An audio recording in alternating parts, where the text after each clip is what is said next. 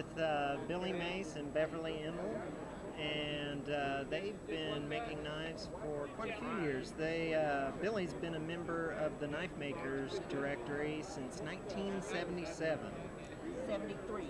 1973. When did you make your first knife, and when was that?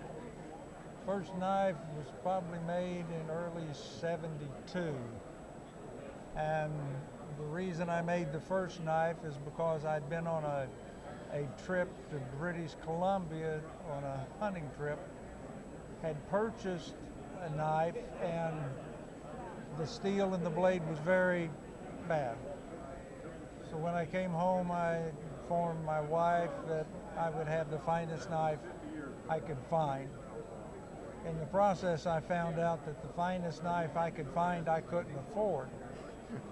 And as being a full-time tool maker, I thought my skills, I would make my own.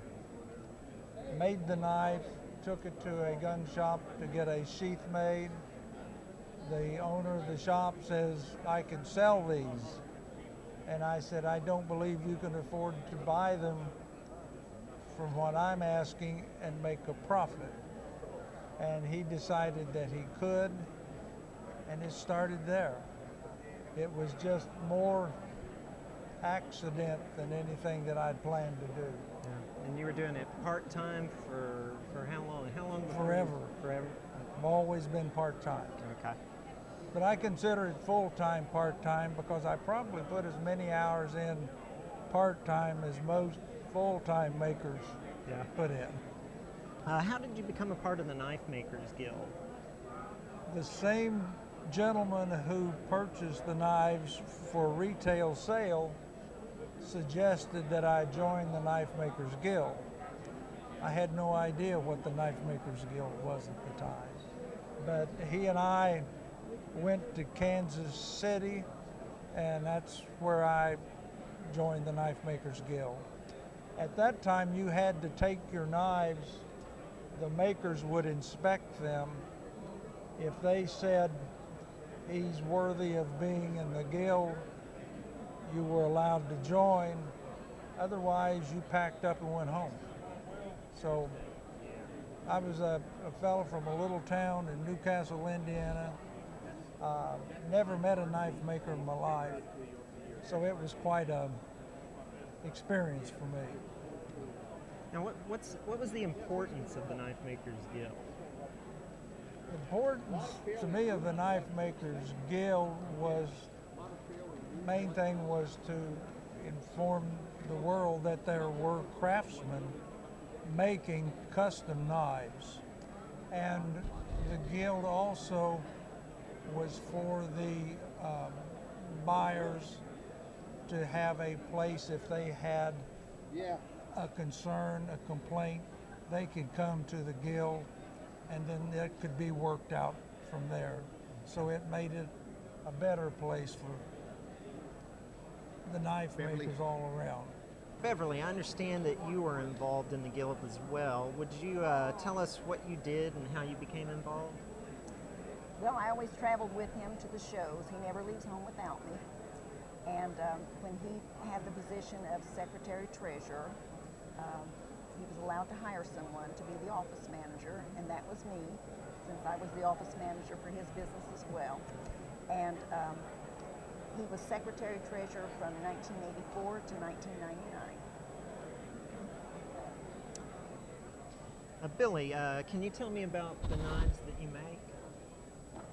When I started, it was basically drop point hunters, because that's what I was interested in. And as time went by, I've always liked the dagger design, so I made a dagger or two. And then fighters got really popular, so I went into fighters.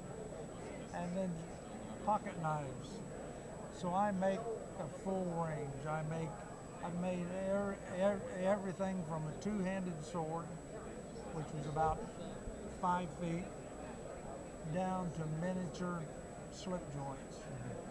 I made one 5-foot sword, and I've made one miniature slip joint, and do not plan to make either one of those again.